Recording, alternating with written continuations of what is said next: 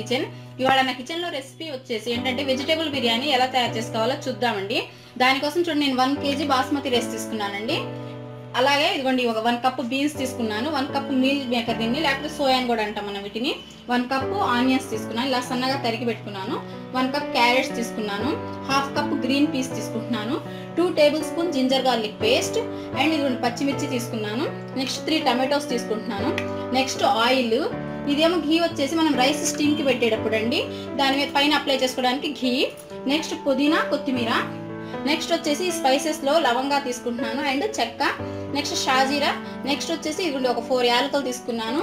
Next biryani ఆకు అనమాట, బే leaves. So first మనం రైస్ ని మనం నానబెట్టుకుందాం, వాష్ చేసేసి. మినిమం ఇది మొత్తం మనం ఈ ప్రాసెస్ అయిపోయే వరకు మనం రైస్ నానిపోతాయి అనమాట. ఒక 1/2 అవర్ నానబెట్టుకుంటే సరిపోతాయండి. అదే విధంగా ఈ మీల్ మేకర్ ని కూడా కొంచెం నానబెట్టుకోవాలి, కడిగేసి వీటిని నానబెట్టుకోవాలన్నమాట. ఈ పచ్చి బఠానీలను కూడా నానబెట్టుకొని కడిగి పెట్టుకున్నానండి. మనం వాళ్ళ వెజిటేబుల్ బిర్యానీని అండి ఎలక్ట్రిక్ రైస్ కుక్కర్ లో చేసుకుందాము. దానిలో చేసుకోవాలన్నా కూడా ఫస్ట్ మనం వీటిని తాలింపు చేసుకోవాలి కాబట్టి ఇదిగోండి నేను ప్యాన్ పెట్టాను. ఇందులోనే ఈ మీల్ మేకర్ ఇదిగోండి ఈ విధంగా వాటర్ పోసేసి నానబెట్టుకోవాలన్నమాట.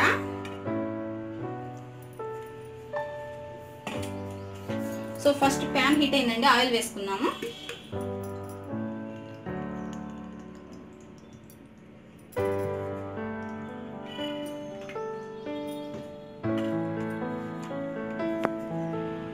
చూడండి ఆయిల్ హీట్ అయిపోయింది.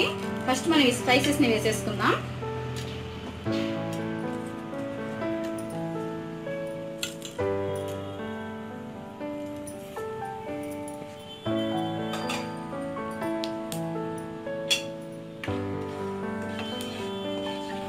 చూడండి ఆయిల్ హీట్ అయిపోయింది. ఇప్పుడు ఆనియన్స్ వేసుకుందాము.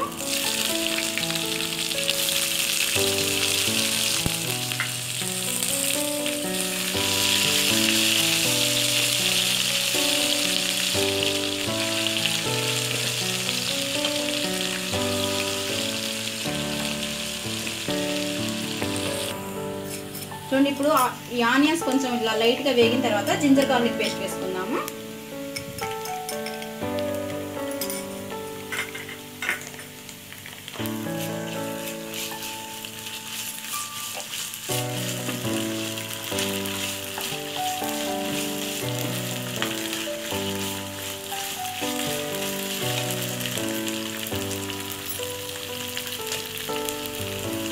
నెక్స్ట్ చిల్లీస్ కూడా వేసుకుందాం.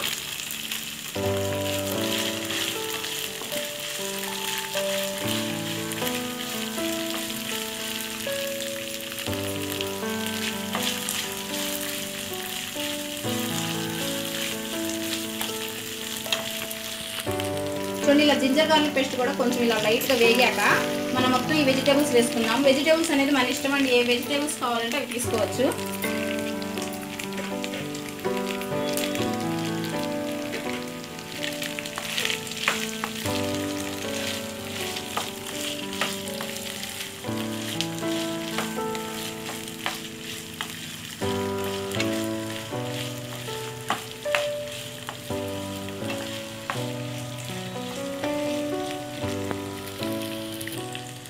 మీల్ మేకర్ నేను వేయలేదండి, ఎందుకంటే అవి తొందరగా ఉడికిపోతాయి కాబట్టి మనం జస్ట్ వాటర్ యాడ్ చేసినప్పుడు అవి అందులో వేసుకుంటే సరిపోతుంది. ఇప్పుడు చూడండి ఇందులోనే పుదీనా, కొత్తిమీర కూడా వేస్తున్నాను.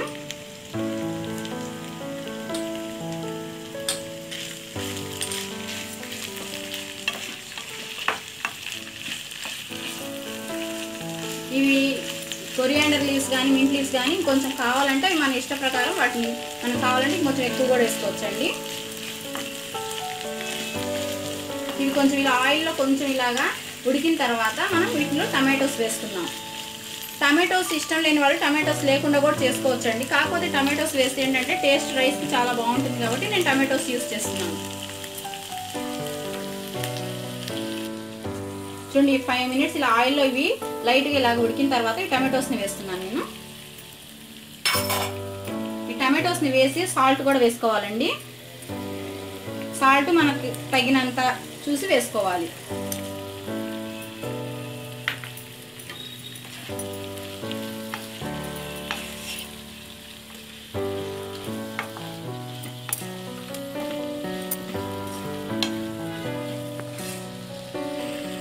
చూడండి వీటిని కవర్ చేసేసి ఈ టమాటోస్ ఈ వెజిటేబుల్స్ మొత్తం ఇలా ఆయిల్లో బాగా చక్కగా ఉడికిపోయే వరకు ఒక 10 మినిట్స్ పెట్టాలండి. తర్వాత మనం వీటిని వాటర్ పోసుకొని రైస్ కుక్కర్లోకి ట్రాన్స్ఫర్ చేసుకుందాము. చూడండి ఇలా ఆయిల్లో ఫ్రై అయిన తర్వాత ఈ మిల్ మేకర్స్ కూడా ఇదిగోండి ఇలా నానిపోయినాయి. వీటిని కడిగేసి పెట్టాను. ఇప్పుడు ఇందులో వేసుకుందాము.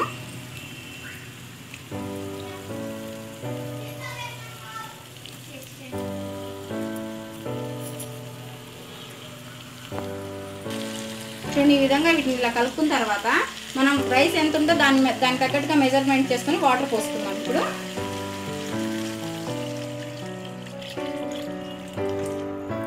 ఈ వాటర్ బాయిల్ అయ్యే వరకు మనం అందులోకి రైస్ కుక్కర్ బౌల్లో మనం ట్రాన్స్ఫర్ చేసుకుందాం. చూడండి రైస్ ఇదిగోండి ఈ విధంగా నానిపోయినాయి. ఇప్పుడు ఈ బౌల్లో వేసేసుకుందాం మనం. చూడండి మనం ఈ వేసిన వాటర్ బాయిల్ అయిపోయినాయి. ఇప్పుడు ఈ వాటర్ని మనం రైస్ కుక్కర్లో వేసుకుందాం. అదిగోండి అందులో రైస్ వేసేసాను రైస్ కుక్కర్ బౌల్లో. ఇదిగోండి బాయిల్ అయిన వాటర్ మొత్తం వెజిటేబుల్స్ ఇందులో వేసేద్దాం. ఇప్పుడు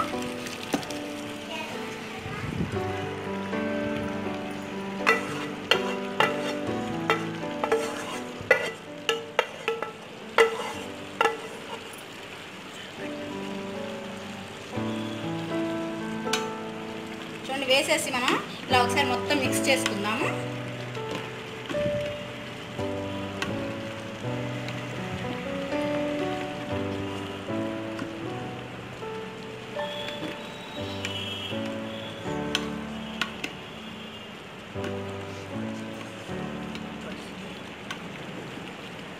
చూడండి మొత్తం ఈ విధంగా మనం మొత్తం ఈ రైస్ని వెజిటేబుల్స్ని మిక్స్ చేసేసుకొని కవర్ చేసేసి ఇదే చక్కగా ఇది మొత్తం స్టీమ్ అయిపోతుంది అనమాట. రైస్ వెజిటేబుల్ బిర్యానీ మన రెడీ అయిపోతుంది.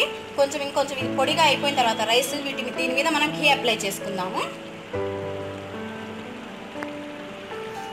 చూడండి ఈ రైస్ రెడీ అయ్యే వరకు ఒకసారి నేను లిడ్తో కవర్ చేసేస్తున్నా. చూడండి మన రైస్ రెడీ అవుతుంది. ఒకసారి ఘీ అప్లై చేసుకుందాము.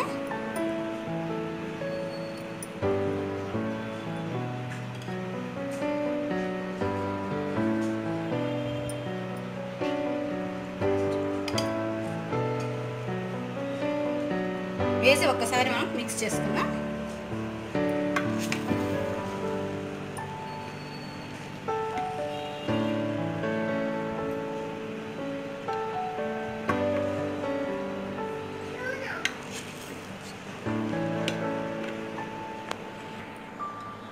చూడండి ఎంతో చక్కగా మన వెజిటేబుల్ బిర్యానీ రెడీ అయిపోయిందండి.